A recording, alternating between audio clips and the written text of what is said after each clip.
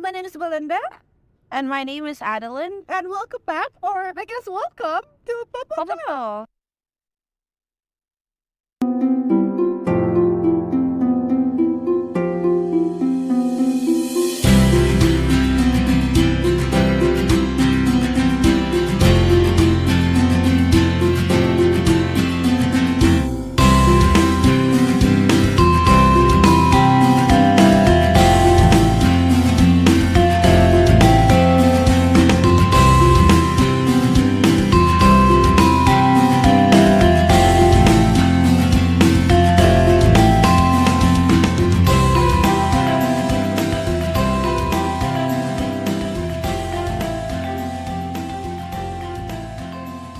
Our very first episode. We have our very amazing guests, but I'm sure you guys are all very excited and very curious to know who we are. Yeah, like our very first one. So, Adeline, give us a rundown of what Popoto is. So you may be wondering, what is Popoto? So Popoto is an Indonesian student-led podcast project which enables to share the experiences of Indonesians, whether they are working professionals or they are students. We want to help unite our community by sharing these experiences with you. And so how did Popoto start? So Popoto started with just a group of 7 individual students. We had a passion for podcasts, for making podcasts, and we just felt that, doing this project would be really meaningful, and that's how it all started. Yeah, Adeline's being very humble right now. She's like the one who actually wanted. I don't give all the credit to me, man. The credit's not just, for me, it's for everybody else, okay? Seriously, Adeline actually appreciated it. We have the first and also credits to Arvin from PERMIKA Toronto. Yeah. He let us give this permission to start this whole thing, Which actually brings us to our third one nicely, our affiliation with PERMIKA Toronto. Yeah. What's up? Is that a love triangle? Long distance relationship? No. It is, yes. Is it HTS? What is it? We just friends or like, what's going on with us and PERMIKA Toronto? Okay, so we'll talk. We are partners with PERMIKA Toronto. We I guess we would say we're equals, but we do have our own no. Our own right. We'll fight for our right. Well, we're partners with PERMIKA Toronto, and then that's why you have this. Once it goes out, it's already also in PERMIKA To. And yeah, basically we're working together because we both have the same vision and mission, and that we want to bring together the community. It's just that we are doing it in different ways. Yeah. PERMIKA To holds events, but then we have our own podcast project, and we aim to achieve the same mission as PERMIKA To, just using the means of media and entertainment for you. Exactly. And as Adeline said, there's like 7 of us right now. We hope we'll grow soon. But who's in Popoto is Adeline. Say hi, Adeline. Hi. And me, Belinda, we're your co-hosts. You'll be listening to us all the time. You will be listening to us all the time. Next up to the administration people, there is me, John. There's also Madeline, the former co-president of UTISA. There is Jeremiah Parningotan, used to be part of the finance guy in PERMIKA To. Finance guy makes a lot of money. And then there is Kezia and Katya, the sisters. Yeah. They are social media. Yeah, social director, executive, social media design. Director, executive, chief, sound engineer. Anyways, Katya is kind of our technocrat, she manages our stuff. And That is true. So we'll be sending this to her afterwards. Yep. Being like, sorry, Katya. basically she cleans up our mess. Yes. Yeah, and like we said, we have a very special guest. And you've heard him talk already. He's our very own John Limanto. Woo! So John, aside from being here at Popoto with us, he also was the president of PERMIKA To last year. He was also a former intern at PPI Toronto here and also at Gojek back home.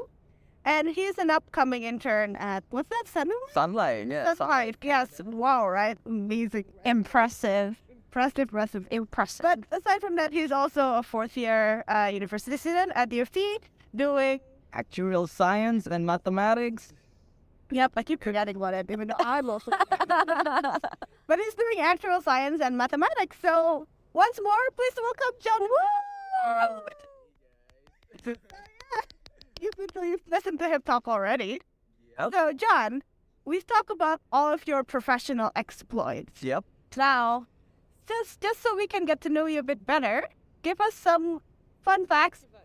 You 3 fun facts about yourself that nobody knows. Oh, secrets. Oh my gosh. Okay. All right. So number 1, I was obsessed with coffee back in the day. I did coffee courses, went to coffee school. There's a coffee school for barista and stuff. Hey, I used to do latte arts. It was my hobby back in the day. I met him first, and then he brings me to this coffee shop, and he's like, "Here, make latte art." I'm like, "I have not idea." I'm a huge fan of coffee hopping. If you want to ask about coffee in Toronto, be down for it. Another thing, I do guitar on the side for fun. I am a musician at my church, although pretty much the unholiest person in my church. And Yeah, I'm sure the people in your community will say that you're still a very good person. I hope I'm going to heaven. So. I'm sure you will. Don't worry, John. Like the sarcasm. So it's just stop yourself to your enemies. And number three, what is it? Number three, let's think about that. So number 3, I play guitar. So I've talked about my latte art, my guitar, coffee. What else? See, at guitar. That's what fun.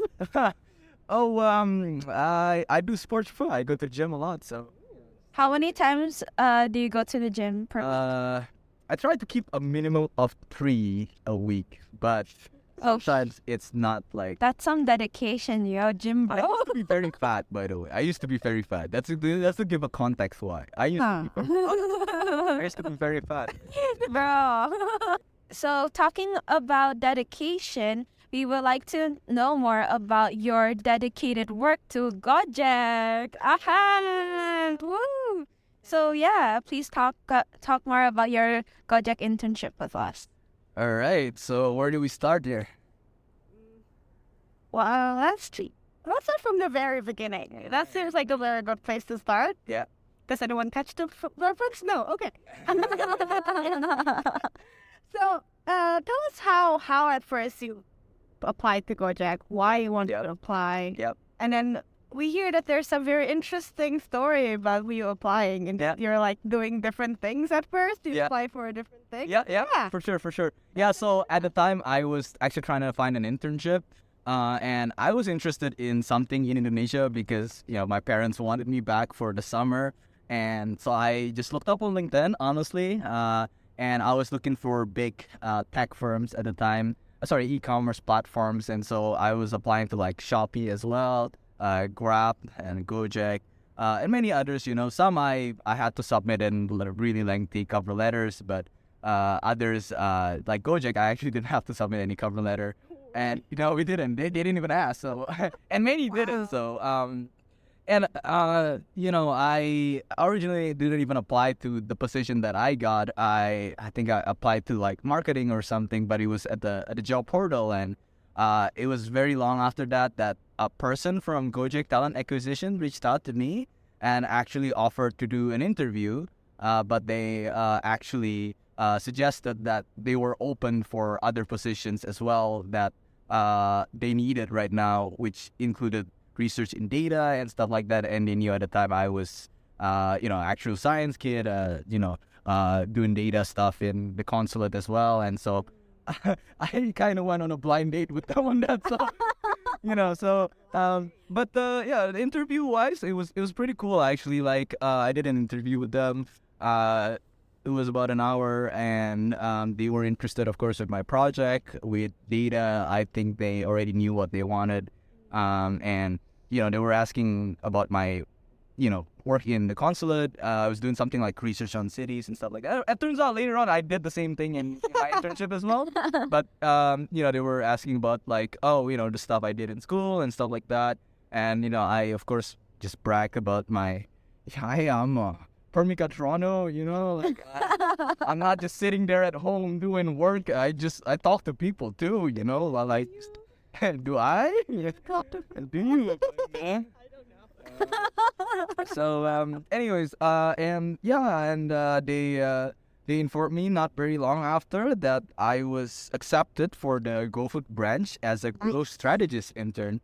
And so it is, what is it? Well, it's a business intelligence. It's basically BI, business intelligence. We're working with data on customer growth, but the other part was also commercial expansion. So customer growth and commercial expansion. Commercial expansion being something like what other cities we can expand to or prioritize. Customer growth would be the data that we have on how much customers are using our app, and also how likely they are to respond to certain discounts, vouchers, and stuff like that. So you can find our data there? It's a secret. It's confidential. Be careful, guys. John can search up our data. No comment on that. Wow. So everyone know what no comment means, right? No comment. You talk a lot about doing things where you go through big data. Yeah, right? yeah. So I guess for people like us, like me, who doesn't know anything at all about big data, what do you do with that? How do you even go and search them up? For sure. This is a really interesting question. I mean, what is big data? What makes it different than a data? Well, it's an informal definition. The informal definition is big data is whatever doesn't fit on an Excel spreadsheet. But it's real. I mean, anything that involves big data involves databases. And the difference with a database and an Excel spreadsheet is you're talking about data that includes terabytes of data, right? So when we're accessing the database in Gojek, we would have gigabytes of data flowing in every day with like hundreds of thousands of user and their data. And so, of course, you can't use traditional, spreadsheet or like Microsoft Word, and you have to use what's called as a relational database, which is the most popular form of database management. And so what is it? So basically, talking in English, what is it? So, well, we have a programming language that we use to manage big data. It's called SQL, and it's standard in my team. Everyone in my team would use SQL to talk to one another. Well, not. But I mean, not like you. Well, I'm talking about, communicating our work to one another. It's because the data is huge and you need to be specific with what you want. And also sometimes while accessing the data, so let's think about this. With an Excel spreadsheet, you want to access you want to sum maybe 100 columns, but with big data, you might want to sum hundreds of thousands of rows. And that's a difference. And so with SQL, you can do something like that in a few lines of code, which makes it very convenient. So that's answering very basic. I know. I don't know anything about big data. So since you've talked a lot about like the intricate technicalities of your work, let's go into let's say something more of a personal look or reflection of your internship. So what was the highlight of your internship, and what were some challenges you experienced in your internship? Yeah. I think the highlight of my intern was definitely meeting the people there. I got this wonderful opportunity to network with the data science manager at Gojek, Mr. Ardyadita. I reached out to him and I was able to have a coffee chat with him. He's super humble, and I think he really gave me a lot of insights on data science, right? And one of the things what he said was hey, you know what? We had people from design background that came to our team just because they were demonstrating they were good at data science. So I mean, he was definitely giving encouragements for everybody to join as part of data science. It's not just something for computer science majors. Definitely my direct manager was an ex-McKinsey, and he taught me about like these problem-solving techniques they use in like McKinsey, like the issue tree, and I think it was more about the communication part. Let's go back to that. What's McKinsey? McKinsey is part of the management consulting, the top 4 management consulting. Oh, wow. So yeah, there is a few consulting firms, right? There's technical consulting, where you give consulting for like technology. There's strategic consulting, and there's management consulting, which is more around the management of the company itself. And there's the big 4. I think McKinsey, BCG, and Bain and Lyft, I think. So We have no clue. We are not consultant nerds. We don't know anything about this. yeah. So, Actually, sorry, it's a big 3 in management consulting. So there is a big 4 in strategic consulting, and there's the big 3. They're basically the biggest consulting firms. If you're a company, you're having trouble with maybe, whether or not to expand to another country or something really big that, requires like problem solving. You might not have people inside your company that has that kind of critical thinking, or just very advanced research and whatnot. You would come to a consulting firm, and they'll help sort it out for you, so. okay. Yeah. So now that we've already talked about, the challenges and the highlights of your internship, what would you say is the funniest moment that you had in your internship? Oh my gosh, funniest moment. Or the moment that you enjoyed the most? Like the moment where you really felt you enjoyed the internship? He played paintball. Oh, okay. How did that go? Tell us more about how that went, Like, how is it different from, seeing your colleagues at work and then, like, chilling with your colleagues playing paintball? Like, how is that different? Yeah, it was just very fun. I saw like how people were just relaxed and like, I think in the office you kind of think, oh, everyone in Gojek is so uptight and everything. But when we went to paintball, it just felt like everyone was just being themselves and just laughing all the time. So, yeah, I think it just gives like a really nice touch, like a very casual touch to the internship. I think it just reminds you, these people are just like us. So, I don't think they're like me, but like. Yeah. So thank you so much for sharing with us your the experiences you had in your internship. And now let's move on to another part of your career life, which is PERMIKA Toronto. Okay, so you talked about paintballs and how that was nice, seeing people outside of their like work behavior, I guess. So you also have a lot of other things outside of work, right? Yep. We talked about how you were in PERMIKA and all of that. You were also in like a lot of different things, right? You're in the PERMIKA Dunia. You're in PPI Dunia, yeah. PPI. Yeah. They're starting at January, so just for you guys. He's very busy, this guy. Yeah, hustling. But yeah, I guess what we would like to know more about is you were the president of PERMIKA. Yes. So again, why did you choose to be in PERMIKA? How did you apply? I know there's an election sort of, right? So how did you do that? How did you campaign? Did you pay people to I bribed a bunch of politicians to bring my success. So I joined PERMIKA Toronto last 2 years. I was the the program planning officer. Honestly, when I first applied, it was because I really wanted to join an organization, but it was also random. Like I didn't have a big idea why I wanted. Like I didn't have big ambitions or anything. But I wanted to join PERMIKA Toronto since first year I was rejected first time. Not gonna lie, I actually applied for president first time when I was. Wow. I didn't get in. That's some big love. You did, right? Hey, I came back third year, so. That's some big guts, I applied first year as a president, didn't get in. Second year, applied again. I got in as program planning officer. After that, I joined the election at the time, and yeah, for some reason they voted me. So but hey, I'm back third year. So for all of you that feel discouraged or anything, don't feel discouraged. If you don't get in first time, maybe you'll get what you want. Second or third year. So. Yeah. What I want to know more is how's the election? Like the campaign? Was it intense or was it was quite intense. There was a debate part.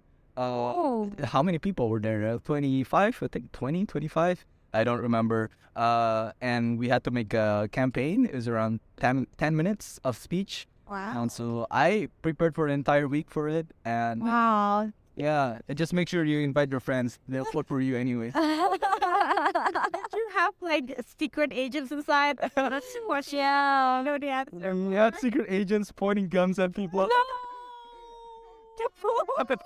So it's a rigged referendum. Let's just get it. I think it was not rigged.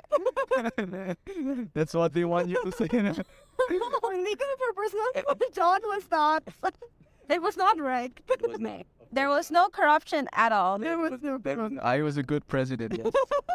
Yeah. So, I guess you must have had a lot of different things happening while you were president. A lot of different people, a lot of different events, a lot of different problems also during COVID. Or so many problems there. Yeah. So, give us in 3 words, describe your experience in PERMIKA. I mean, first one, definitely overwhelming. I mean, it's not about them, it's about me, right? I was first time I was a leader of a student organization. I felt like I've made a lot of mistakes. And for those of you that only like see PERMIKA Toronto from the outside, you say, oh, we have events, stuff like that. But hey, you don't see like me, like I was struggling in the middle of it all, like trying to keep up with many different events. I think November was our very, very worst, like busiest moment. We were managing like 3 different things, our, exact photo, our gaming event with PERMIKA Vancouver. And also at the same time, we were already planning for Toronto 101 and we had this thing selling food. So many things. And I was just stretched. So definitely number 1 is overwhelming. But you got through it though. Yeah, you got through it. What doesn't kill you makes you stronger.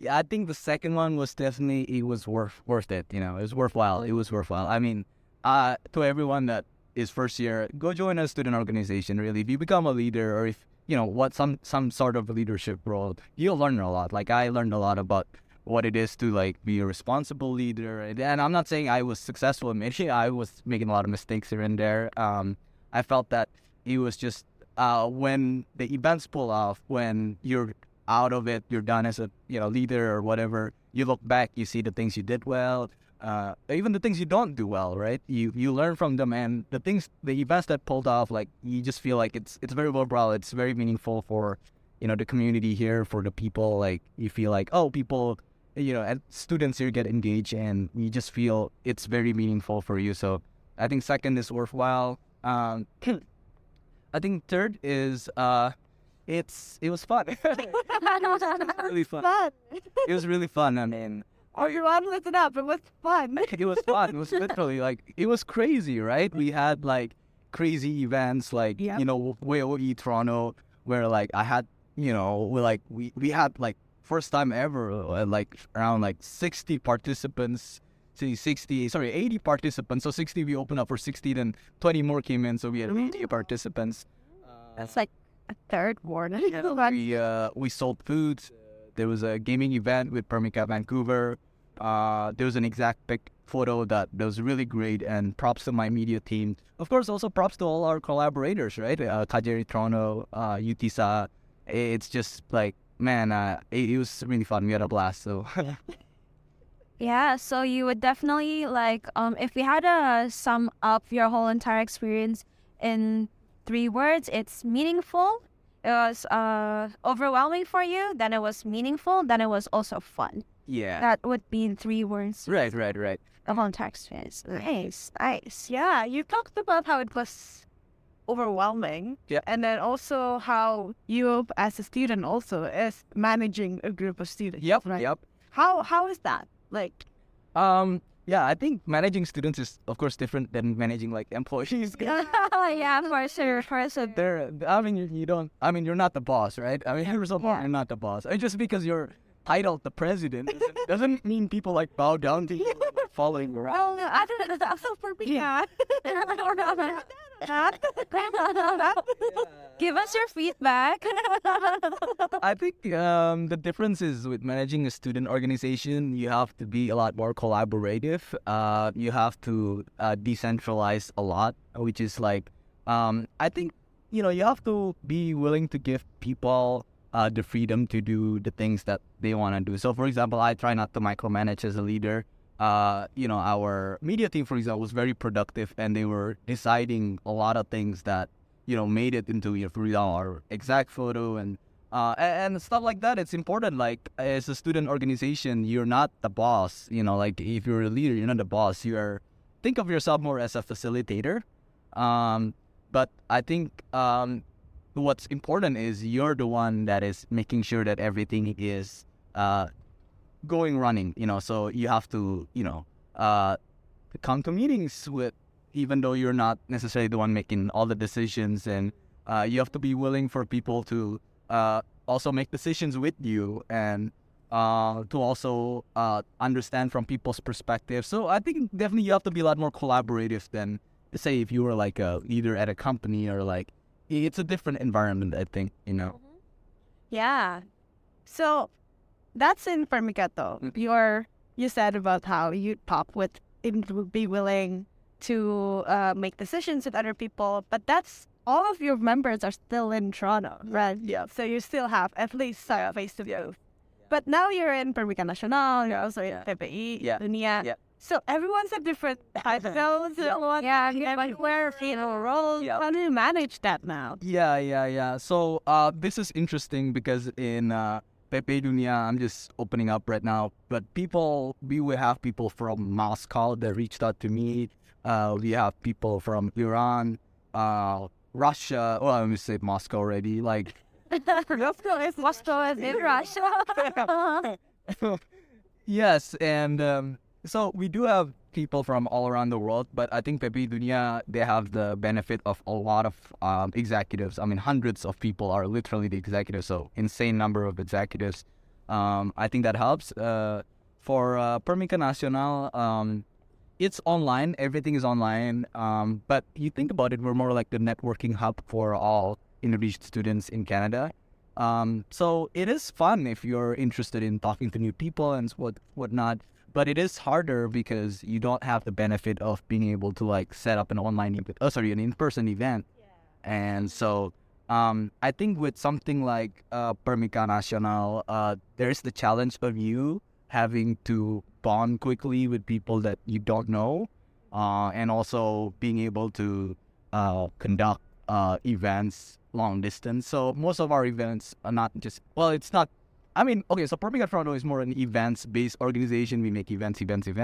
With PERMIKA Nasional, it's more a networking hub. We talk to people. We reach out to KJRI, KBRI. We reach out to different PERMIKA chapters. You just talk to people. It's more for the sake of being able to... The public relations, I think, is a lot more active, and you have to be a lot more involved in reaching out, I think, to different people.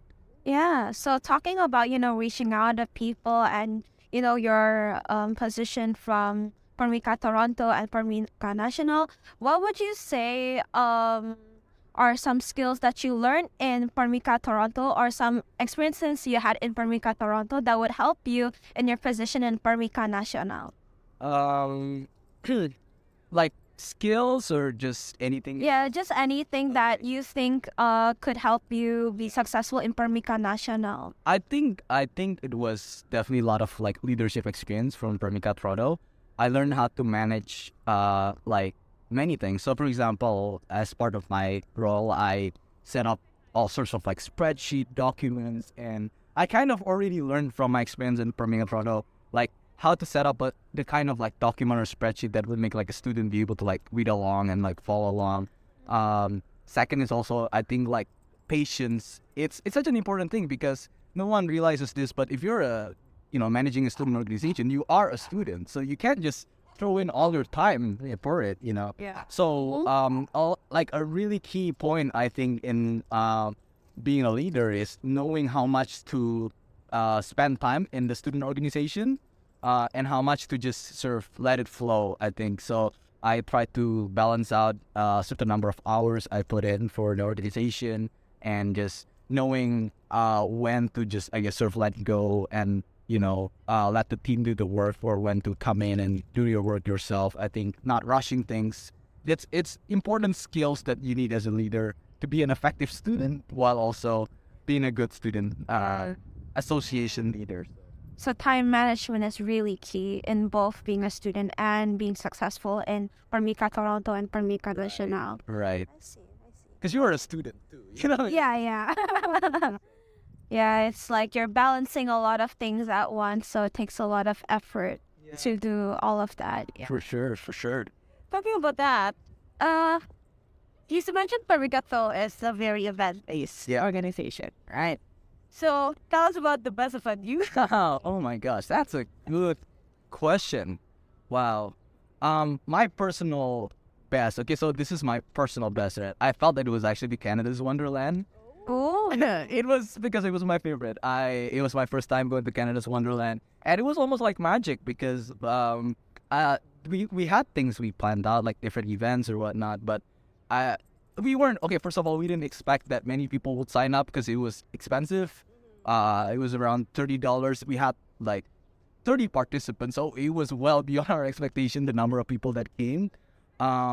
And although we had things we planned, I think the moment people came in to Canada Wonderland, it was like things just like clicked. You know, I felt like we just went to flow, and I honestly felt like we kind of neglected all our plans. We just kind of yeah. But that was the beauty of it, right? It was really fun. The spontaneity of it, right? Yeah. I came back. I just had a blast. I mean, you guys will come to Canada's Wonderland. okay. So I don't know if you know this with all the people walking, all the dogs barking, the wind and everything around us, but we're not really inside, are we, John? No, we're not. No. We're somewhere at your feet. It's a park. It's a wonderful place. It's called Philosopher's Walk. And some people at UFT might already know about it. Some people might not. And John actually suggested this place to us. So talk us more about how Philosophers is. Where is it? Yep. So it's actually, it starts near Trinity College, ends at somewhere near Rome, Yes. the Royal Ontario Museum. Come on. And if you don't know about this, guys, Royal Ontario Museum has free passage for students. Yep. And sometimes maybe Wednesday. I Yep. forgot. Yeah, I can't remember if it's it's either Tuesday or Wednesday. I can't remember. Yeah. But you gotta bring your student card. Yeah, like yours is first. But yeah, back to Philosopher's Walk. Sorry about that. Really? Yeah, I mean, it's really near campus, right? Near Robarts Library, and it's got great scenery, a lot of trees. I mean, it's fall as well, so the leaves are Yeah, you'll England. now. And As we're talking right now, it's like such a beautiful sight. Yeah, it's really pretty.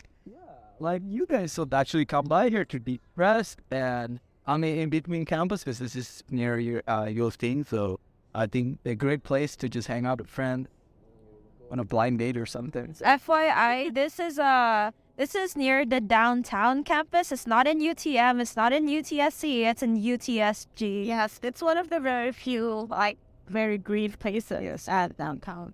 Yeah. I seen people from UTM and No, not that it's because it's on campus. Yeah. It's just like imagine it's like the others.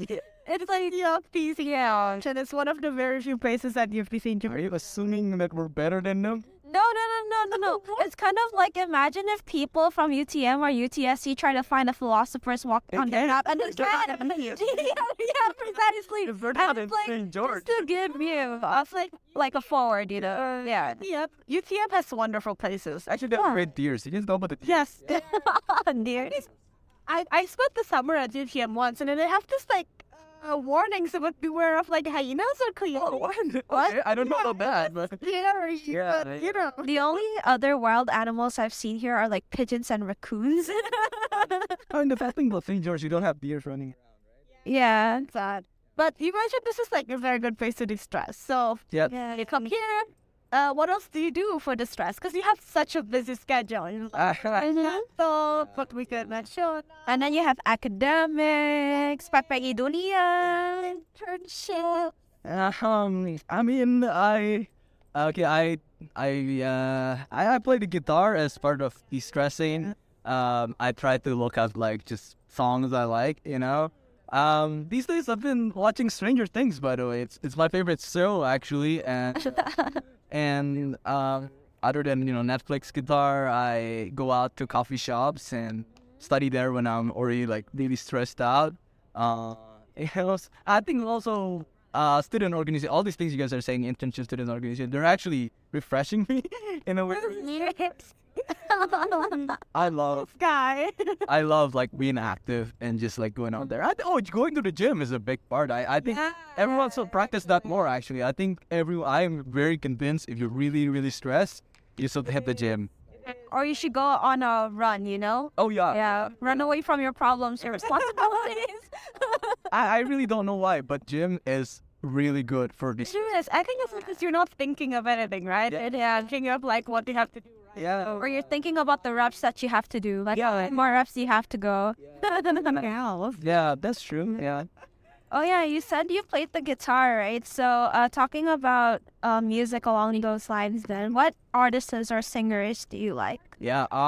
Okay. So number one, I'm a diehard fan of Coldplay. I love Coldplay. I literally listened from their first EP. The Blue Room, and I also listened to like their songs from Paris Suits. And all the way down, of course, A Head's Full of Dreams recently. I used to really like the old Ed Sheeran. I mean, I like the new Ed Sheeran too, but it was different. There was like a back and plus and multiply. Ed Sheeran was a little bit more like an R&B singer back in the day. Now he's more a pop artist. It's kind of funny, but I love the country Taylor Swift. As well. She's so sad. Sorry. I have that. Okay, but on a newer note though, like more like us, I love Love. What else? Who's making that song Malibu Nights?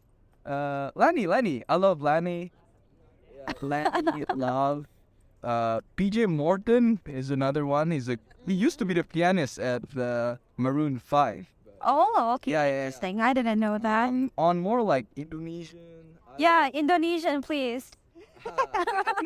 Tulus is a Ooh, what's your favorite Tula song? Oh, that's a good one. Do you even have one? I do. I would say Langit Abu-Abu. Langit Abu-Abu, yeah. Hati-hati di jalan is really good. Hati-hati di jalan. It's sad. Yes. I think I like Jangan Cintai Aku Apa Daya. It used to be like his love. Yeah. That song is very deep, actually. You know what it is about? Yeah, it's about like how we all say like, oh, just love ourselves like the way we are. But we're saying no, you've gotta like make me be someone better. It's really deep. I think his songs are really nice. Okay.